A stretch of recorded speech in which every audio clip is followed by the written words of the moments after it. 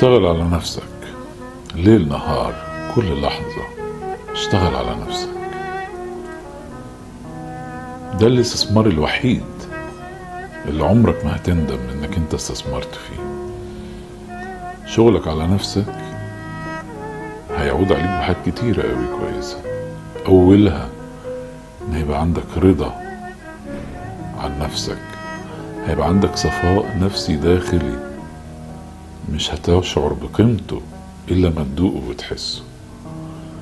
هتبتدي تجني على الارض نجاح وتقدم عمرك ما كنت هتوصل له وانت واقف في مكانك قبل كده. الشغل على نفسك مهم، اوعى توقف في يوم من الايام انك تشتغل على نفسك، واوعى تستقل حاجة صغيرة بتشتغل على نفسك فيها وتقول دي صغيرة. الشغل على النفس مش ان انا اقعد اجيب حاجات كبيرة وحاجات مستحيلة عني واخر الشغل على نفسي فيها عشان لما تبقى عندي الحاجة اعملها.